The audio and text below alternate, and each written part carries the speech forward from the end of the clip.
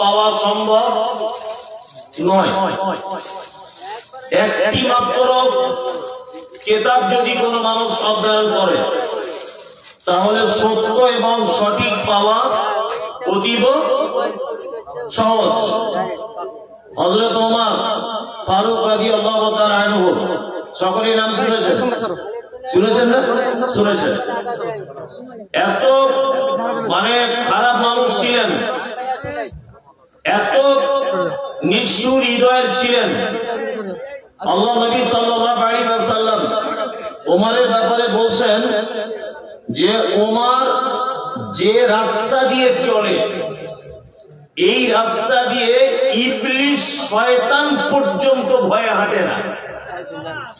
হযরত ওমর এত ভয়ঙ্কর মানুষ ছিলেন, কিন্তু আল্লাহ সুবহানাহু ওয়া তাআলা ওহির জ্ঞানের সংস্পর্শে এসে হযরত ওমরের মতো একজন বিশ্ববিখ্যাত ভয়ঙ্কর মানুষ ওই ছত্র ছায়াতে এসে ওহির জ্ঞান অর্জন করে তিনি হয়েছিলেন নরম, কোমল, মিষ্ট ভাষী, নম্র এবং ভদ্র, তাই না? অথচ সারা পৃথিবী আপনি যদি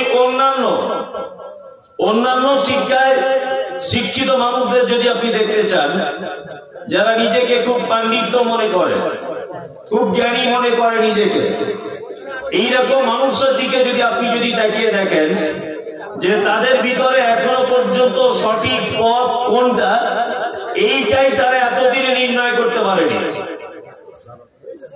আমি পবিত্র আল কোরআনের সর্বপ্রথম অবতীর্ণকৃত 5টি আয়াত আপনাদের সামনে তেলাওয়াত করেছি। আর আমার বক্তব্য ছোট একটা বিষয় আপনাদেরকে দিয়ে দিচ্ছি, সেটা হচ্ছে শিক্ষার মর্যাদা।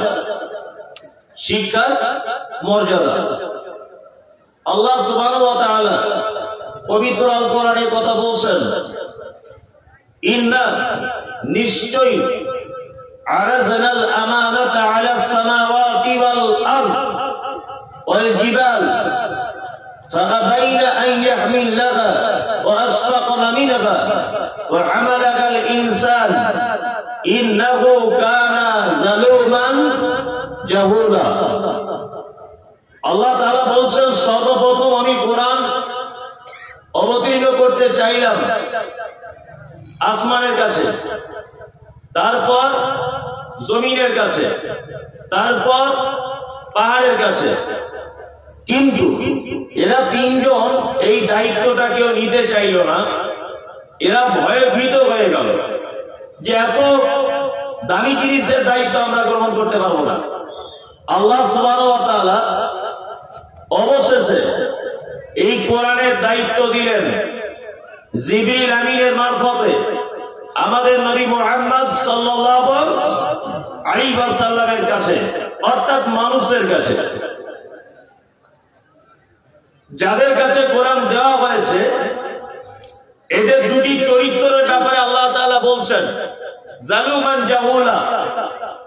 যাদের কাছে কোরআন দেওয়া হয়েছে এরা হচ্ছে জাহেল, আর এরা জালেম। জাহেল সেই ব্যক্তি যে এটাকে অধ্যয়ন করার চেষ্টা করে না বা অধ্যয়ন করে না, এ হচ্ছে জাহেল। জালেম সেই ব্যক্তি যে এটাকে অধ্যয়ন করার পরে মান্যতা দিতে পারে না, ও হচ্ছে জালেম, অত্যাচারী। আমরা এই দুটো কোয়ালিটির ভিতরেই ঠিকই আছে। কোরআন পড়তেও জানি না, আর কোরআনে আল্লাহ সুবহানাহু ওয়া তাআলা যা বলেছে তা মানতেও জানি না। দুটি আমাদের ভিতরে আছে না? আছে। দ্বীনি শিক্ষার গুরুত্ব সম্পর্কে আলোচনা হবে ইনশাআল্লাহ। সময় যদি আপনারা দেন তাহলে বিস্তারিত ভাবে বলা হবে ইনশাআল্লাহ। আমাদের নবী মুহাম্মদ সাল্লাল্লাহু আলাইহি ওয়াসাল্লাম যে জামানাতে বা যে যুগে জন্মগ্রহণ করেছিলেন, যুগটার নাম কি? আইয়ামে জাহেলিয়া, অর্থাৎ বর্বরতার যুগ, অসভ্যতার যুগ। অসভ্যতা এতটাই ছিল যে মানুষ মারা গেলে তার মাথার মগজটা বার করে নিত, নিয়ে মাথার এটাকে কুলি বলে, তাই না? এই কুলিতে তারা মদ ঢেলে মদ পান করত। এতটাই অসভ্যতা ছিল। আর সেই জামানাতে পৃথিবীর ভয়ঙ্কর 4টি পাপ মানুষ সব থেকে বেশি করত। এক, তার নাম হচ্ছে জেনা, ব্যভিচার। 2, মদ পান। 3, চক্রবৃদ্ধি হারে সুদ। 4, গোত্রীয় ঝামেলা। এক বংশ আর এক বংশের সঙ্গে সামান্য কথা দিয়ে মারামারি লেগে যেত। ইতিহাস সর্বোজ্জ্বল অক্ষরে তার প্রমাণ রেখে গেছে। এখানে সাইকরা বসে আছেন, আউস আর খাজরা, এই দুটি গোত্র একটা উটকে পানি পান করানোকে কেন্দ্র করে 100 বছর যাবত তারা যুদ্ধ চালিয়েছে। 100 বছর গোত্রীয় ঝামেলা। আল্লাহ নবী সাল্লাল্লাহু আলাইহি ওয়াসাল্লাম নবী হয়েছেন কত বছর বয়সে? 40। আর নবুয়তির টোটাল টাইমটা কত বছর ছিল? 23। আমরা আলেম ওলামারা শুধুমাত্র এই আলোচনাগুলি করি। আল্লাহ রাসূল বিবিদের কাছে উত্তম স্বামী ছিলেন। আল্লাহ রাসূল মেসওয়াক করতে পছন্দ করতেন। আল্লাহ রাসূল মিষ্টি খেতে পছন্দ করতেন। আল্লাহ রাসূল আজওয়া খেজুর খেতে পছন্দ করতেন। আল্লাহ রাসূল সেন্ট আতর ব্যবহার করতে খুব পছন্দ করতেন। এইসব আলোচনাগুলি করি। আর শুধুমাত্র 23 বছরের জীবনীটাই আজকে 1500 বছর যাবত 23 বছরের জীবনীটাই শুধু মাজা ঘষা হচ্ছে। ঠিক বলছি না? আচ্ছা, এবার আপনাকে বলছি, হযরত মুহাম্মদ সাল্লাল্লাহু আলাইহি ওয়াসাল্লামের জন্ম থেকে নিয়ে এই যে 40 বছর একটা লং টাইম আছে, এই টাইমের ভিতরে উম্মতের জন্য কোন রকমের শিক্ষা আছে না নেই? আছে, অনেক শিক্ষা আছে। আর একটা কথা আপনাকে বলি, আল্লাহর নবী নবী হওয়ার আগে কোন পাপ বা অন্যায় কাজে লিপ্ত ছিলেন জানা আছে না? এবার আপনাকে আর একটা কথা আমি ভাবিয়ে তুলছি। 40 বছর পর্যন্ত পৃথিবীর একটা মানুষ আপনি দেখান যে লোকটা 40 বছর পর্যন্ত একদিন উত্তরেও ছোট পাপ বড় পাপ কোন পাপ করেনি। আপনার এটা ছক্করনগর, তাই তো? এই গ্রামে একটা লোক বার করতে পারবেন? আছে?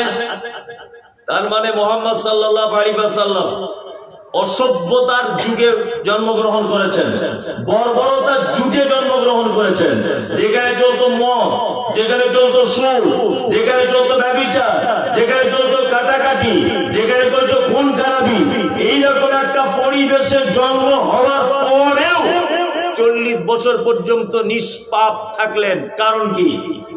কারণ হচ্ছে এই শুধুমাত্র নবুয়তি পেয়েছিলেন 40 বছরে।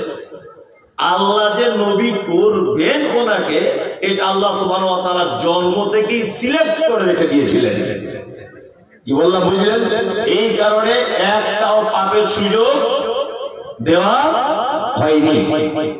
চলুন, আল্লাহ নবী সাল্লাল্লাহু আলাইহি ওয়াসাল্লাম ছোট থেকে ছিলেন মিষ্টি ভাষী, কোমল হৃদয়, পরোপকারী, দুস্থদের পাশে দাঁড়াতেন, বিধবাদের সেবা যত্ন করতেন, অভাবীদের খাদ্য দিয়ে সহযোগিতা করতেন, বাস্তুহীনদের তিনি বাস্তুর ব্যবস্থা করতেন, ইত্যাদি ইত্যাদি অনেক কাজ করতেন। এরই মাঝখানে তিনি দেখলেন যে মক্কাতে রয়েছে ভয়ঙ্কর ভয়ঙ্কর একটা পাপ। এই পাপ থেকে সমাজকে কিভাবে বাঁচানো যায়, এই সমাজকে বাঁচানোর জন্য একটা সংগঠন তৈরি করেছিলেন মক্কাতে, তখন নবী হননি। তার নাম হচ্ছে হিলফুল ফুজুল। সকলেই জানেন, যারা ইসলামিক ইতিহাস জানেন, হিলফুল ফুজুল। আর এই সংগঠনে যুবকদেরকে কাজে লাগানো হয়েছিল। নাম্বার 3, আল্লাহ নবী সাল্লাল্লাহু আলাইহি ওয়াসাল্লাম ঐক্যবদ্ধ ভাবে যুবক ইয়াং জেনারেশনদেরকে নিয়ে সমাজ থেকে মদ উৎখাত করতে চেয়েছিলেন, ব্যভিচার উৎখাত করতে চেয়েছিলেন, সুদ উৎখাত করতে চেয়েছিলেন, গোত্রীয় ঝামেলা উৎখাত করতে চেয়েছিলেন। আর এই মাঝখানে মক্কা থেকে 7-8 কিলোমিটার দূরে একটি পাহাড় ছিল, তার নাম জাবালে নূর। আমি কিছুদিন আগে দেখে এসেছি, ওইখানে গিয়ে যে পাহাড় তার নাম জাবালে নূর, আর যে গুহাতে আল্লাহ নবী সাল্লাল্লাহু আলাইহি ওয়াসাল্লাম আল্লাহ ধ্যান করতেন তার নাম হচ্ছে হীরা। আর হিসাবরা জানেন যে মাটির নিচে থেকে উপরের দিকে তাকালে একটা একটা মানুষকে মনে হচ্ছে 1 বিঘা বা 1 হাত করে সাইজ, এত উঁচু সেই জায়গাটা। এই জায়গাটাতে আল্লাহ নবী সাল্লাল্লাহু আলাইহি ওয়াসাল্লাম আল্লাহ ধ্যান করতেন। এই সংগঠন চালানোর মাঝখানে হঠাৎ জিবরিল আমিন এলেন, এসে আল্লাহ রাসূলকে চাপ দিয়ে ধরলেন, ধরে বলছেন আপনি পড়ুন। আল্লাহ নবী সাল্লাল্লাহু আলাইহি ওয়াসাল্লাম বলছেন আমি পড়তে জানি না। দ্বিতীয়বার আবার ধরা হলো, আপনি পড়ুন, বলছে আমি পড়তে জানি না। তৃতীয়বার ধরা হলো, পড়ুন। তখন আল্লাহ নবী সাল্লাল্লাহু আলাইহি ওয়াসাল্লাম পড়লেন ইকরা বিইসমি রাব্বিকাল্লাযী খালাক খালাকাল ইনসানা মিন আলাক ইকরা ওয়া রাব্বুকাল আকরাম আল্লাযী আল্লামা বিল কলম। 5টি আয়াত অবতীর্ণ হলো। আপনাকে আমি আবার ঘটনাটার পিছন থেকে শিক্ষা দিতে আসছি।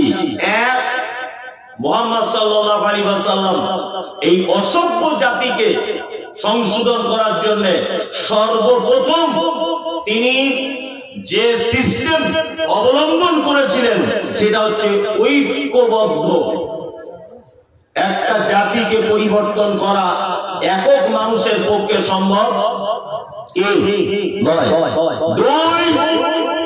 দুই নম্বর, আল্লাহ নবী সাল্লাল্লাহু আলাইহি ওয়াসাল্লাম এই জাতিকে পরিবর্তন করার জন্য সর্বপ্রথম যাদের কাজে লাগিয়েছিলেন তারা ছিল সব 16 বছর, 17 বছর, 20 বছর, 30 বছরের টকটকে ফুটফুটে যুবক।